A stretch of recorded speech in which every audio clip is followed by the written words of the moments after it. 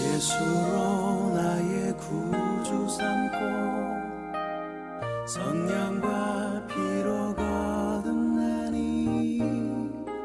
이 세상에서 내 영혼이 하늘의 영광 누리도다. 하나님 말씀 함께 확인했습니다.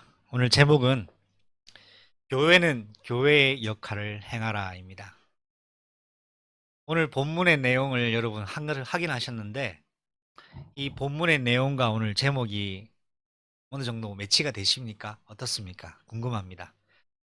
저는 이번 주간에 이 22장 이제 하반부 구절을 확인하면서 어떻게 제목을 인도받아야 될 것인지 기도하다가 교회에 관한 포커스로 하나님 은혜 주셨고요.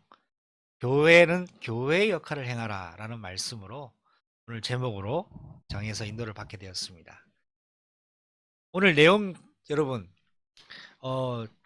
한번 확인해 보니까 대충 뭐가 제일 기억납니까? 자, 무당을 죽여라 이야기 되어 있고요. 짐승과 행음하는 자는 죽여라 라는 부분도 있습니다. 그런데 22장 오늘 16절로 31절까지 내용에 하나님이 조금 강조하셔서 부연 설명까지 하신 내용이 과부나 가난한 자들에 대한 어떻게 행동해야 될 것인가를 말씀하셨는데요. 과부와 가난한 자를 도와줘라 이 정도가 아니라 과부에게 압제당하지 말고 나그네나 이방디를 업신여기지 말고 가난한 자에게 돈을 빌려줬거든 이자를 받지 말라고까지 말씀을 하셨어요. 그리고 오늘 본문은 유대 사회 문화 배경을 조금 알아야 되는데요. 유대인들은 그 기후가 낮에는 덥지만 밤에는 상당히 춥습니다. 낮에는 매우 더운 지대이지만 밤이 되면 영하로 떨어지는 곳이에요. 그래서 옷을 이 사람들은 이불로도 삼습니다. 그래서 옷이 너플너플한 옷이에요. 우리 같은 이런 옷이 아니에요. 당시에는요. 그러니까 이 옷을 입는 옷도 의류로도 활용을 하지만 잠을 잘 때 이 추위를 견디기 위한 보온 역할을 하기 위한 옷으로도 했습니다. 그런데 가난한 사람에게 돈을 빌려줬다가 이 사람이 돈을 갚을 능력이 없습니다. 그러면 이 돈을 빌려준 사람은 어떻게든 이 사람의 저당을 잡으려고 한다고요. 자, 그러면 이때 인간의 최소 기본권을 보장해 줄 수 있는 최소한의 그 생필품이 뭐냐니까 옷이었습니다. 옷을 가져가 버리면 이 사람은 죽는 거예요. 근데 오늘 본문에는 뭐라고 나와 있냐니까 혹시 저당 잡아서 옷을 가지고 가더라도 언제까지 되돌려줘라 합니까? 저녁에는 되돌려줘라고 합니다. 그 사람이 돈을 갚을 능력이 없는 것은 안타깝지만 어쨌든 간에 그것 때문에 사람의 생명까지 앗아가지는 말라는 것을 하나님 법적으로 말씀을 하셨습니다. 자, 오늘 22장 말씀 본문을 확인하면서 제가 다시 흐름을 놓치지 않기 위하여 여러분에게 한 가지 말씀을 드리고자 합니다. 출애굽기 20장부터 10계명 메시지가 계속 진행되고 있죠. 10계명 메시지 진행되면서 이스라엘 백성이 애굽 법을 따르는 것이 아니라 이제는 하나님의 법을 따르는 것에 대한 세분화적인 법을 지금 상세하게 말씀하고 계십니다. 자, 그러면 이 법은 하나님이 이스라엘 백성들에게 지키라고 주신 법이에요. 구약이라고 그냥 터부시할 부분만은 아닙니다. 분명히 구약의 완성이 신약이고요. 예수님은 율법을 폐하러 하신 것이 아니라 율법을 완성하러 오셨어요. 그러면 오늘 우리가 그의 교회가 4월 11일 주일을 맞이하여서 고난주간을 지나고 부활주를 지나 첫 주간을 우리가 맞이했는데 이 본문에서 말씀하시는 하나님의 정하신 규례와 법도가 오늘을 살아가는 저와 여러분에게 어떤 연관성이 있는가를 적용해 봐야 됩니다.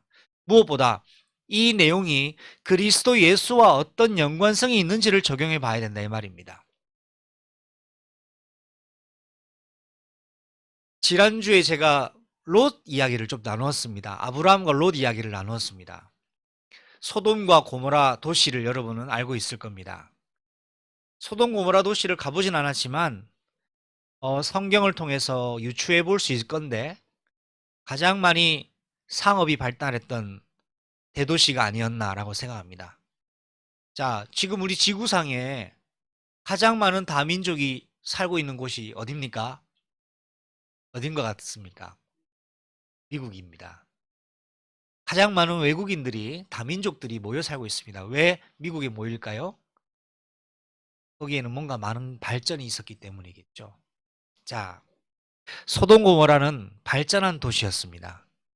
누구나 살고 싶은 곳이었습니다. 누가 살았을까요? 잘 살고 싶은 사람들이 살았던 것이고요. 성공하려고 했던 사람들이 다 모였어요. 잘 먹고 잘 살고 성공하려면 다 어디로 모였습니까? 소돔과 고모라로 갔습니다. 자, 그런데 이 소돔 고모라 땅은 극도로 발전한 땅이었는데 사람들이 많이 모이고 극도로 발전한 곳에는 성경을 통해서 한 가지 특징 하나를 발견할 수 있어요. 사람들이 많이 모이고 경제적으로 발전과 상업적 발전이 있는 곳에는 분명한 타락이 있었다는 사실입니다. 자, 이 땅에, 이 지구상에 가장 많은 초강대국이라고 하는 나라가 미국이라고 해도 과언이 아닙니다. 그런데 가장 큰 범죄가 일어나는 곳도 미국입니다. 그렇다면 이 소돔 고모라를 우리는 어떻게 생각해야 될까요? 여러분, 서론으로 제가 두 가지 길을 이야기하고 싶습니다. 이 세상에는 두 가지 길이 있습니다. 첫 번째 길은요, 잘 살고 성공하는 길입니다. 인간적인 행복을 누리는 길입니다. 내 가족이 잘 살고 내가 행복한 길입니다. 많은 사람들이 이 큰 문을 가기를 원하고 이 큰 길을 가기를 원하고 이것 때문에 울고 이것 때문에 웃기도 합니다. 이런 사람들이 어디에 살고 있었느냐 하니까 소돔과 고모라 도시에 살고 있었습니다. 잘 살고 싶었고요. 행복하고 싶었고 뭐든지 불행하지 않고 건강하게 오래오래 살고 싶었던 사람들이 바로 소돔 고모라 땅에 살았습니다. 두 번째 길이 있습니다. 좁은 길입니다. 협착한 길입니다. 아무도 가려고 하지 않습니다. 당장 보기에도 그 길은 가면 그렇게 덕볼 길이 아닌 것 같아요. 위험한 길이에요. 그 길은 사람들이 찾지 않는 좁은 길입니다. 그런데 예수님께서는 넓은 길이 아니라 잘 사는 길이 아니라 행복한 길이 아니라 좁은 길을 가라고 성경을 통해 말씀하고 있습니다. 오늘 예수님은 저와 여러분에게 좁은 길을 가라고 말씀하고 있습니다. 저는 이번 주간에 생각해 봤습니다. 예수님을 믿는 것이 무엇인가 생각해 봤습니다. 그런데 우리가 예수님을 믿는다라는 것을 너무 세속적으로, 합리적으로, 모호하게 변질시켜 놨는 것이 너무나 많은 것 같습니다. 예수님을 믿는다는 것은요, 좁은 길을 가는 거예요. 예수님을 믿는 것은 잘되고 행복한 길을 가는 것이 아닙니다. 예수님을 믿는 것은 암을 낫기 위하여 예수를 믿는 것이 아닙니다. 내 인생의 목회가 잘 되기 위하여 내가 예수를 믿는 것이 아닙니다. 남들은 다 어렵고 힘들지만 하나님의 도우시는 은혜 때문에, 그 은혜 때문에 예수를 믿는 것은 아닙니다. 예수를 믿는다는 것이 뭡니까? 예수님은 말씀하셨죠. 내가 세상 말세에 믿음을 보겠느냐 했습니다. 여러분, 예수님을 믿는 건 잘 살고 행복하는 것이 아닙니다. 예수님을 믿는다는 것은 내가 멸망당할 수밖에 없는 죄와 사망의 법에서 죽는 것이고 영원한 생명 가지고 하나님이 주인 되신 상태로 그분의 명령과 법을 따라 사는 것이 예수님을 믿는 것입니다. 오늘 강단을 통해서 하나님은 여러분에게 오늘 저에게 질문합니다. 오늘 너희는 교회를 다니는 사람이냐? 예수를 주로 믿는 사람이냐? 라고 질문하고 계십니다. 여러분, 오늘 여러분의 인생이 예수님을 주인으로 믿고 예수님이 인정하실 만한 참된 믿음, 마지막에 내가 믿음을 보겠느냐 할 때에 여러분의 이름을 떠올리시는 그런 믿음의 주인공 되기를 예수님의 이름으로 축원합니다. 이 믿음의 길은 어려운 길입니다. 이 믿음의 길은요, 어리석어 보입니다. 이 믿음의 길은 손해만 있는 길입니다. 이 믿음의 길은 내가 하고 싶은 말 못하고 사는 길입니다. 이 믿음의 길은요, 내가 건강할 수도 있겠지만 어쩌면 건강을 잃을 수도 있는 길입니다. 이 믿음의 길은 일확천금이나 부와 부귀와 영화를 누릴 수도 있겠지만은 어쩌면 그것과 등 돌려야 가는 길이어야 합니다. 이 믿음의 길은요, 어떤 때는 가족과 자식과도 분리가 되어야 되고요. 이 믿음의 길을 갈 때는 어쩔 때는 내 목숨까지도 내놓아야 되는 상황이 온다 이겁니다. 그래도 이 길을 여러분은 가시렵니까? 이 땅에 지금 살아가고 있는 시대를 통해 여러분 영원한 가치를 가지고 사는 사람은 이 세상이 이해할 수 없는 참 행복을 가진 사람입니다. 여러분 오늘 꼭 기억하십시오. 여러분의 삶과 환경이 아마 쉽지 않은 시간표라는 것을 저는 10분 이해하고 있습니다. 그런데 여러분 절대로 낙심하지 마십시오. 왜 낙심하지 말라고 말씀을 드리느냐? 낙심하지 않아도 될 이유와 근거가 있기 때문입니다. 소돔 고모라 성이 그렇게 잘 사는 동네였는데요, 멸망받았어요. 없어졌어요. 이 땅이 아무리 잘 살고 좋은 것이 가득한다 할지라도 없어집니다, 여러분. 그때 진짜 가치가 드러나기 시작하는데 그때는 무슨 가치냐? 그때는 가치 기준이 하나밖에 남지 않아요. 새 하늘과 새 땅에 갈 자격을 갖춘 사람만이 진짜 성공한 인생이요, 진짜 행복한 인생이요, 진짜 승리자의 인생이라는 것이 그때는 확실히 드러나는 때가 옵니다. 그렇기 때문에 여러분은 세상에서는 어리석음 같은 어리석다고 손가락질을 받을지언정 여러분은 그 길을 포기해서는 안 됩니다. 오늘도 그 길을 갑시다. 오늘도 광야를 통과합시다. 광야를 통과시키시는 예수님 따라 승리합시다. 그래서 여러분, 예수님 믿는데 왜 나는 이런 상황이 계속되냐 라는 생각을 해본 적이 있습니까? 소돔 고모라의 수준의 사람입니다. 요셉은 예수님 믿은 것 때문에요, 형들에게, 가족에게 버림받고 노예로 끌려갔습니다. 그러나 그는 최선을 다하여 언약 놓치지 않고 주어진 환경에 최선을 다했습니다. 결과가 뭐냐 하니까 누명을 뒤집어 쓰고 원치 않게 감옥으로 가게 되었습니다. 얼마나 억울합니까? 예수 믿는 것이 무엇이길래 왜 요셉에게 이런 일을 하나님은 허락하셨습니까? 요셉을 망하게 하시려는 이유가 아니라 하나님의 특별한 계획이 있었습니다. 여러분은요, 아무것도 안 되는 것 같아도 여러분에는 특별한 비밀 무기가 있습니다. 그게 무엇이냐? 여러분은 사단을 무릎 꿇게 하는 유일한 사람입니다.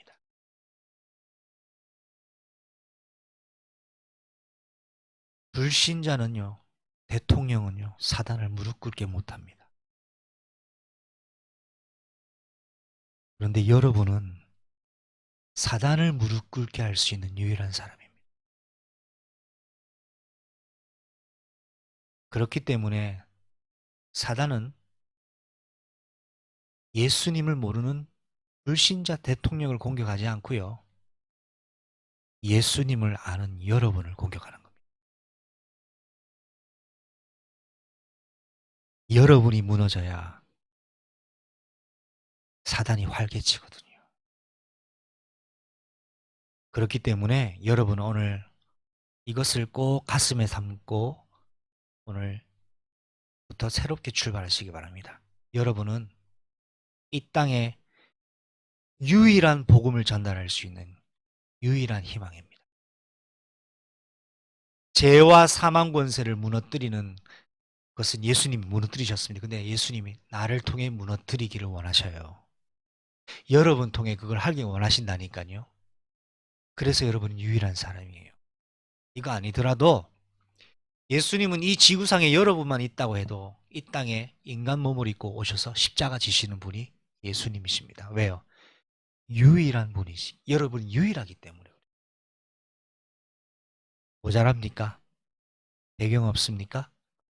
일이 안 됩니까? 실패한 것 같습니까? 괜찮아요. 이것만 기억하세요. 여러분, 유일한 존재예요. 이 세상에 지문이 나랑 똑같은 사람 한 사람도 없어요. 이 세상에 내 동공과 똑같은 안구를 가진 사람 없어요. 이 세상에 내 DNA랑 똑같은 사람 한 사람도 존재하지 않습니다. 그거 왜 그런지 알아요?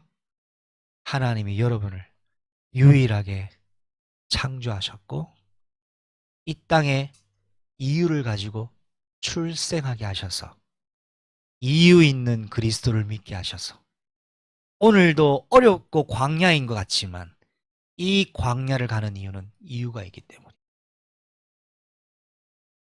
여러분은 유일한 사람입니다. 그리고 여러분은 유일한 사람이자 마지막 사람이에요. 여러분은 유일한 희망이자 마지막 희망이에요. 여러분을 살리고 가정을 살리고 가문을 살리고 지역을 살리고 나라를 살리고 세계를 살릴 마지막 희망입니다. 여러분.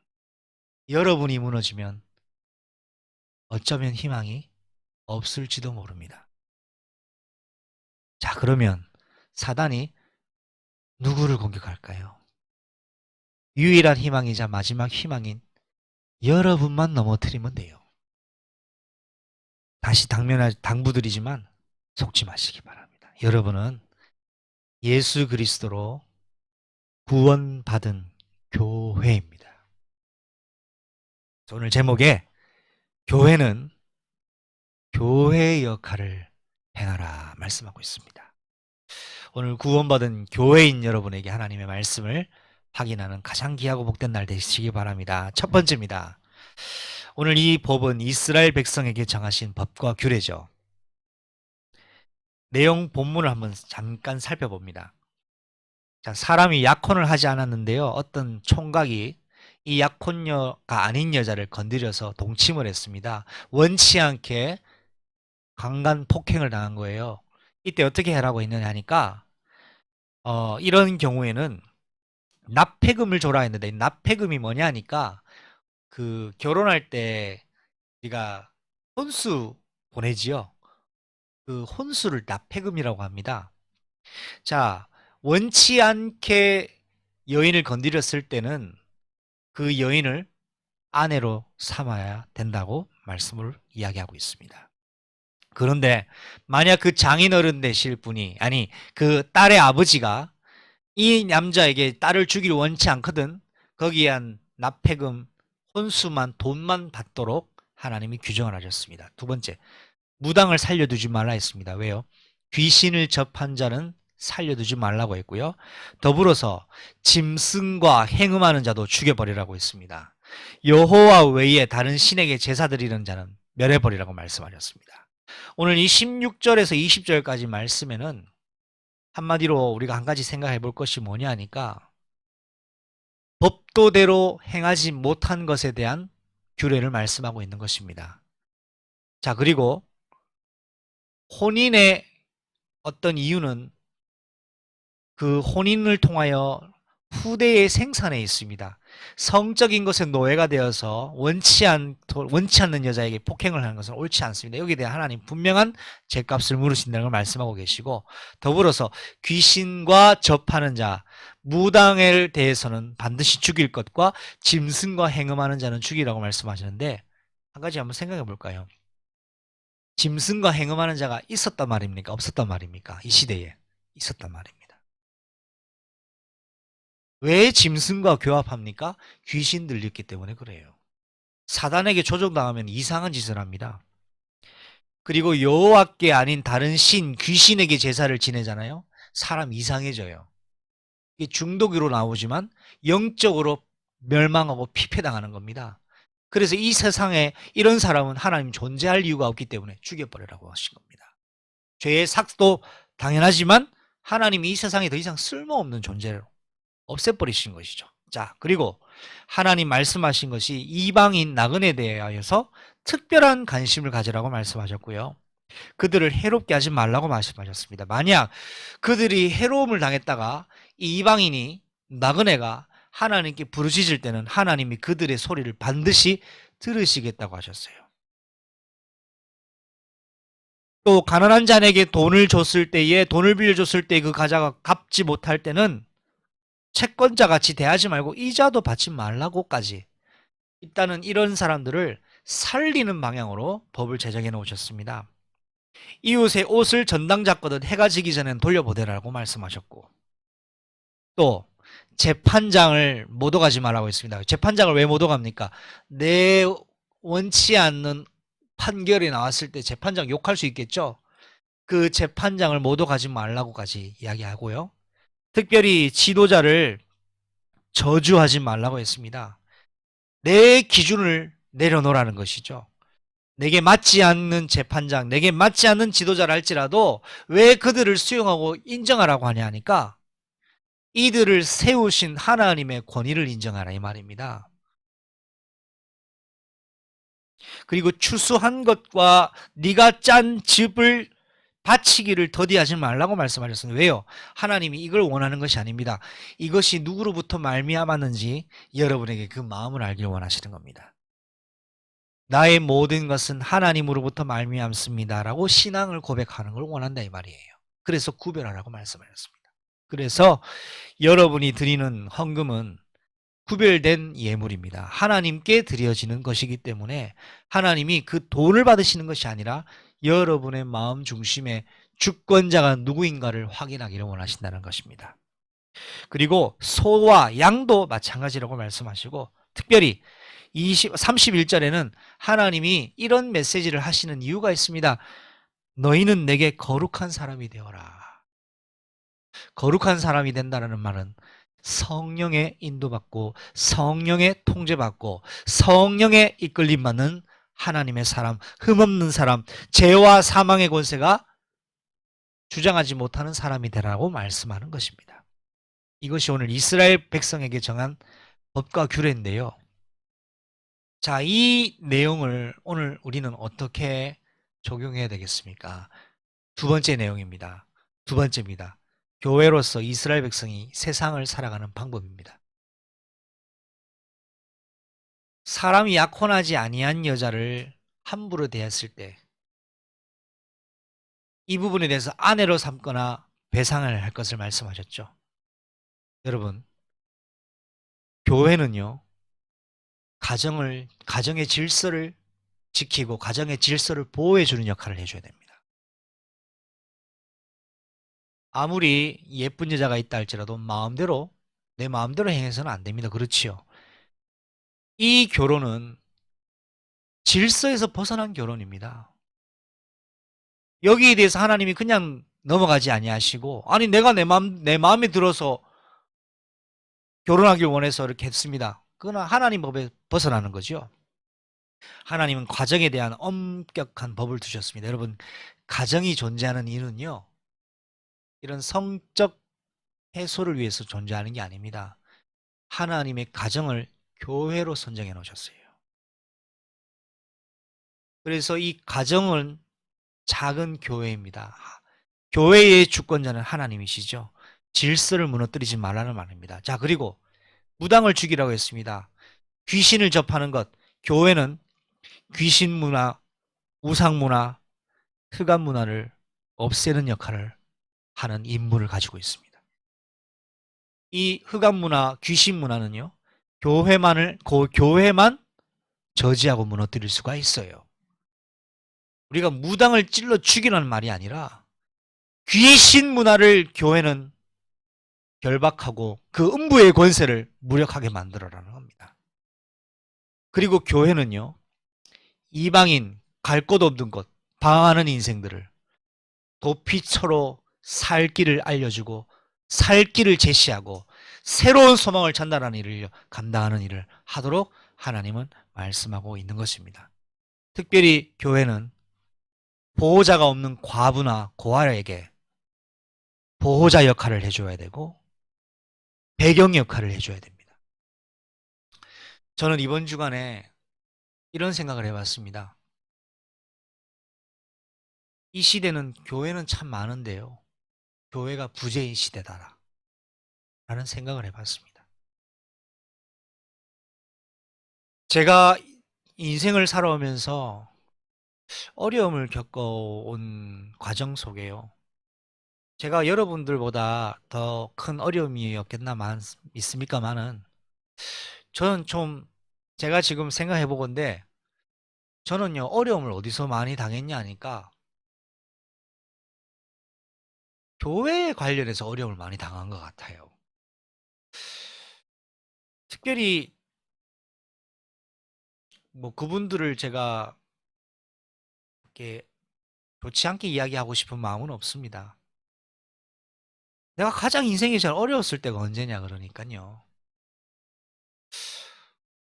저는 목사님 때문에 힘들었던 것 같습니다. 참 재미난 건 저도 목사라는 거죠. 제 인생에 저를 가장 아프게 했던 문제가 있다면 제가 생각해 보니까 목회자더라고요.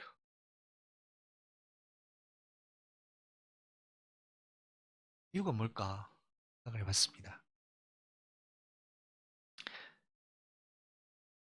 물론 나는 잘했는데 나는 잘 살아왔는데 그 사람들이 이상해서라고 말을 하는 게 아닙니다.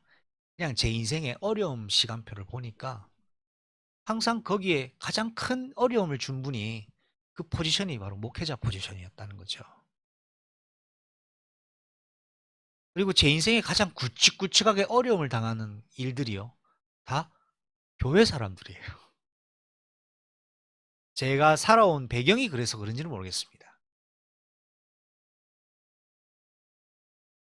그런데 이런 걸 통해서 나는 복음도 듣고 알고 있고 예수가 그리스도라는 사실도 알고 믿고 복음 전하는 일이 제가 최고 가치 있는 일이기 때문에 오늘 이 길로 인도받고 있는 것이고 이 세상에 저는 최고 가치는 그리스도의 교회로 세워지는 교회를 세우는 일이라고 저는 생각하고 있거든요. 그것 때문에 저는 오늘도 인도받고 있습니다. 그런데 이것 가지고 가는데 이 소망 가지고 가는데 내가 가장 이걸 어렵고 힘든 부분은요. 제 인생으로 봤을 때 교회와 목회자였다 이 말이죠. 여기에 대해서 사단은 잘못된 상처와 각인으로 나를 매장시키길 원합니다. 이때 제가 잘못된 각인과 상처로 매장이 돼버리면 하나님의 응답하고는 관계가 없어질지도 몰라요. 요셉이 형들과 가족에 대한 잘못된 상처와 각인을 가지고 있었잖아요. 절대 사단을 못 이깁니다. 그런데 요셉은 사단의 속삭임에 전혀 거기에 놀아나지도 않았고 무너뜨려 버렸습니다. 왜요? 요셉은 교회였거든요. 제가 경험했던, 제가 어려움을 겪었던 것은 하나님 주신 이유를 저는 다시 한번 확인했습니다. 뭐냐? 왜 이런 일을 내가 겪어야 되느냐 했을 때 교회가 많지만 교회가 부재인 시대에 너는 무엇을 해야 될 것인가를 하나님은 말씀하신 겁니다. 여러분, 저는 목회자입니다. 저도 개인적인 큰 어려움을 겪었습니다. 그런데요, 그때 나에게 교회 역할을 해주는 교회가 없었어요. 그게 제 인생 고백입니다. 교회가 얼마나 많습니까? 당장 내가 문제 당하니까요, 교회 역할을 해주는 교회가 없더라고요. 아무도 연락 안 해요. 다 등 돌려요. 왜? 이익이 안 되는 것과 그렇겠죠. 만약 내가 어려움을 겪었을 때요. 참 복음 가진 참 교회 역할하는 한 사람과 교회가 있었다면 어땠을까 생각해 봤습니다. 그렇다고 그런 역할을 안 해준 교회에 제가 서운한 마음을 가지거나 그러지는 않습니다.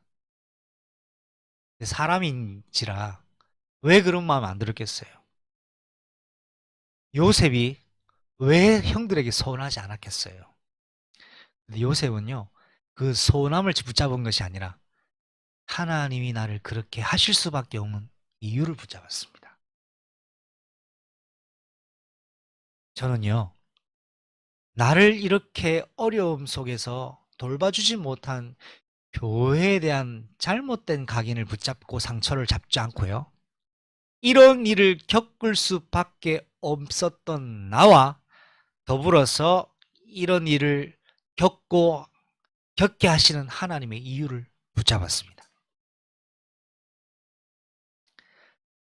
그러니까 어떤 생각이 나냐? 아, 내가 이런 일을 겪은 것은 이런 일을 겪고 있는 사람이 많기 때문에 내가 그들에게 교회 역할을 해줘야 되겠구나. 라고 외상 후에 언약으로 잡았습니다.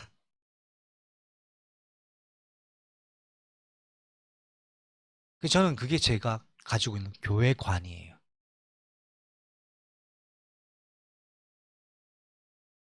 저는 우리 교회에 만난 여러분들은 정말 이 세상의 그 누구하고도 바꿀 수 없는 존귀한 분입니다. 왜냐하니까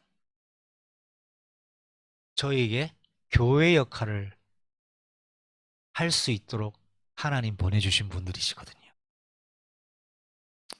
자, 오늘 본문의 내용이 다른 게 아니에요. 왜 약혼하지 아니한 처녀를 건드립니까? 왜 무당이 벌벌 기어다니고 살아서 헛짓합니까? 왜 짐승과 교합합니까? 교회가 교회 역할을 못하니까 현장이 흑암으로 완전 장악되더라는 겁니다. 여기에 하나님은 그의 교회를 이런 영적 흑암 저주 권세를 저지시킬 교회 역할을 행하라고 우리를 불러주신 겁니다. 이거는 도덕 이야기하는 게 아닙니다. 저는요, 평생 언약입니다. 저는 부족하고 저는 연약합니다. 그런데요, 저는 하나님께 다짐한 것이 있어요. 하나님, 내가 이 겪은 걸 나의 십자가로 삼겠습니다. 무슨 십자가냐? 영광의 십자가로 삼겠습니다. 이런 어려움 당한 자는 나는 끝까지 돕겠습니다. 어려움 속에 정말 억울한 일 당하여 갈 곳 없는 이방 나그네 같은 사람, 복음으로 살리겠습니다. 이런 사람에게 교회 역할 하겠습니다. 라고 고백했고 다짐했어요. 저는요, 아직 젊고 어립니다만, 교회를 크게 만들어서, 제가 아직 세상 물정을 몰라서 그런지 모르겠어요. 교회 성도들을 많이 불리고, 좀 목회가 좀 1, 200명, 300명, 400명 성공해서 좋은 차 좀 뽑고 다니고, 나는 그렇게는 안 할 거예요. 물론 제가 지금 상황이 그렇기 때문에 그렇게 얘기하는 건 아닙니다. 왜 이 말씀을 드리냐니까 예수님이 교회 건물을 세우신 게 아니라 12명 버림받은 사람을 교회로 세우셨더라고요. 참 안타까운 건 목회자들도 네 차는 뭐냐, 내 차는 뭐냐 이런 걸로 은근히 경쟁하거든요. 저는 차가 없습니다. 경쟁할 게 없어요. 그런 걸 보면 솔직히 그분들한테 좀 미안합니다만 저 사람들은 도대체 머리에 뭐가 들었나 이 생각이 들 때가 있어요. 뭐, 여튼 제가 예수님을 생각해 보니까 예수님은 건물을 남기지 않으셨다.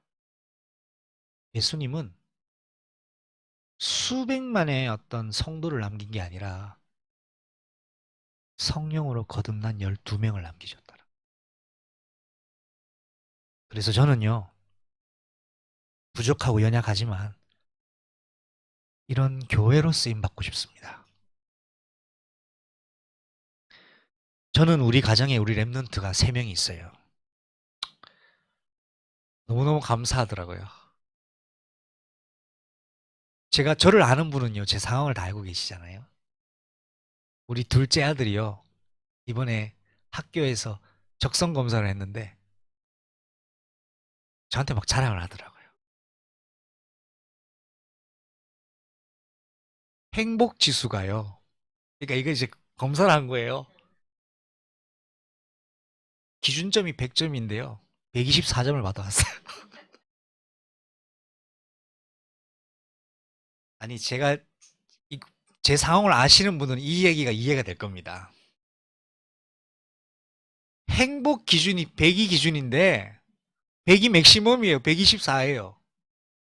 물론 수치상으로 좋은 점수 줄 수 있어요. 저는 그걸 통해 뭘 생각했냐? 아, 하나님의 은혜구나. 하나님이 우리 아들에게 교회 역할을 하고 계시는구나. 저는요, 이거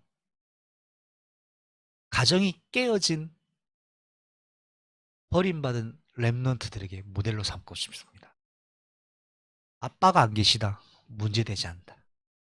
엄마가 안 계시다. 문제되지 않다. 나는 여기에 증인되고 싶습니다. 그런데 저보고요, 제가 하여튼 웃겨요. 아들이요. 야, 행복지수가 124 그래요.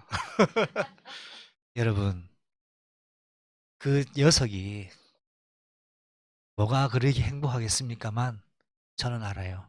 하나님이 그 아들, 그에게 그 아이가 행복한 이유는 하나님이 그와 함께 하시다는 것을 은혜로 깨닫게 하셨기 때문이겠죠. 오늘 교동문도 놀랍잖아요. 여호와는 나의 힘이시니 나의 목자시니 내게 부족함이 없으리로다. 이거는 행복지수 한 500 안 되겠습니까? 여러분 행복지수 1000으로 사시길 바랍니다. 그런데요, 우리는 광야라는 사실이에요. 광야를 뒤집어서 무슨 말인 줄 아세요? 광야의 별명이 있습니다. 기적이라는 별명이 있습니다. 그래서 여러분, 상처가 상처로 남지 않고 상처를 교회라는 언약으로 뒤집어 버리시기 바랍니다. 여러분 지금 겪고 있는 문제들이 있죠. 그거는 여러분이 교회 역할을 할 언약의 사인이요, 증표입니다. 가족 문제로 어려움 속에 있는 사람들은 그 시간표 속에 교회로 언약 잡으면 하나님이 홍해를 가는 응답을 주실 겁니다. 교회 문제로 어려움을 겪고 있는 분들이 계시다면 하나님은 여러분이 그 교회 문제를 보고 시대 교회가 이런 문제구나라고 언약 잡으면 하나님은 요단강 가르시는 응답을 주실 것이고요. 경제적인 문제로 어려움 겪고 계신 분이 계시다면 그 부분에 여러분이 교회 경제, 빛의 경제, 경제의 이유를 언약으로 잡는다면 하나님은 노아에게 주셨던 등기 이전하지 않아도 될 축복을 주시리라고 저는 믿습니다. 이것이 교회로서 이스라엘 백성이 세상을 살아가는 방법입니다. 여러분과 저는 교회입니다. 교회 역할을 하면 됩니다. 세 번째입니다. 하나님이 가장 귀하게 보시는 것입니다. 28절과 31절에 재판장을 모독하지 말라. 지도자를 저주하지 말라. 네가 추수한 것, 네가 가지고 있는 소산을 하나님께 구별해라. 소와 양도 예외가 아니다. 구별해라. 너희는 내게 거룩한 사람이 되라. 라고 말씀하셨는데요. 28절과 31절에서 말씀하시는 것이 무엇이냐 하니까 하나님의 절대 권위를 순종하고 순복해라는 말입니다. 여러분, 저는요, 저희 아이들한테 이렇게 잘 안 혼내거든요. 제가 저희 아이들 잘 안 혼내요. 저만큼 안 혼내는 아빠도 많지 않을 거예요.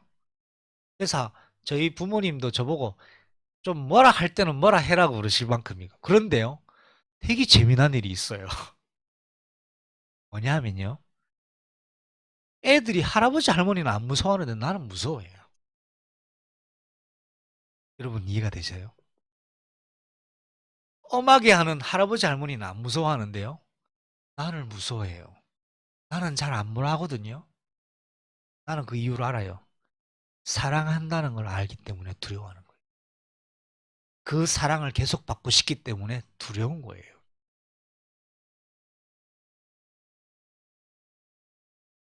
이 세상에 가장 강력한 힘은 사랑입니다. 사람을 변화시키는 건 메시지가 아닙니다. 사랑입니다. 무슨 사랑이냐? 그리스도의 끝없는 사랑이에요. 네가 그래서 되겠냐? 네가 복음을 모르는 거나 이거는 사람 못 바꿉니다. 그 사람을 품고 덮어버리면 그 사람이 바뀌어버려요. 왜냐? 흑암이 물어볼 거라 보니까요. 그러려면 여러분 하나님을 사랑하셔야 됩니다. 이 법을 지키는 게 중요한 게 아니에요. 부자 청년은 10계명 다 지켰어요. 그런데 부자 청년에게 뭐가 없는지 아십니까? 하나님을 전혀 사랑하지 않았습니다. 나는 여러분이 그의 교회 예배드리러 올 때 하나님의 사랑 때문에 오기를 간절히 소망합니다. 나는요, 목회하는 이유가 빨리 교회를 세워서 건물을 세우고 그렇게 목회하는 것이 아니라 나는 내 목회 이유가 하나님을 사랑하는 것이길 원합니다. 왜? 나를 구원하신 그 은혜의 사랑이 너무나 값지고 너무나 소중하기 때문에 내가 이 귀한 일을 감당하고 있구나. 나는 여기에 만족하는 목사가 되고 싶습니다. 하나님 사랑하지 않고 성공한 목회가 무슨 목회 성공입니까? 저는요, 날마다 회개하는 것이 있어요. 그게 뭐냐 하니까 하나님께 소홀한 나 자신을 회개합니다. 그런데요, 나는 하나님의 은혜가 그건 것 같아요. 이런 인간을, 이렇게 하나님의 소홀한 인간이 없거든요. 이런 인간을 쓰시는 하나님의 사랑은 참 놀라우시구나. 저는 이 은혜에 삽니다. 진짜입니다. 그러니까 내가 나를 보면요, 별로 도와주고 싶지가 않거든요. 근데 왜 하나님이 이런 나를 이렇게 살리시고 도우시고 힘 주실까? 그러니까 뭐가 생기는 줄 아세요? 온 맘 다해 주 사랑하라, 생명 다해 주 사랑하라, 뜻을 다하여 사랑하라, 온 마음 다해 생명 다해 주 사랑해. 이 찬양이 나오더라고요. 하나님을 사랑하면요, 죄가 미워져요. 죄를 안 지어야지는 어린애 수준이에요. 하나님을 사랑하는 그 마음 때문에 죄를 포기할 수 있는 마음이 사랑입니다. 하나님이 가장 귀하게 보시는 것은 신명기 6장 4절로 9절로 아시죠? 너는 내 몸과 힘과 마음과 뜻을 다하여 주 너의 하나님을 사랑하라. 이게 교회의 출발입니다. 이거 안 하고 237, 이거 없는 현장 전도, 이거 없는 개인 묵상, 나는 한계 있다고 생각합니다. 237 세계보고만요, 하나님을 간절히 사랑하는 그 사랑에서 근거해야 됩니다. 내가 저 불신자에게 복음 전하는 것은요, 저 사람 영접시켜야 되겠다는 마음이 아니에요. 저 사람이 불쌍하게 보여줘야 되고, 내가 저 사람에게 나그네 같은 저 사람에게, 죽임당할 수 없는 저 사람에게 교회 역할을 해줘야 되겠구나. 여기서부터 출발하는 겁니다. 그래서 결론입니다. 현장에서 교회와 교회의 역할을 감당하는 인생 되시기를 예수님 이름으로 축복합니다. 끊임없이 내 구주를 찬송하리로다. 예수 나의 구주 삼고 성령과 피로 거듭나니 이 세상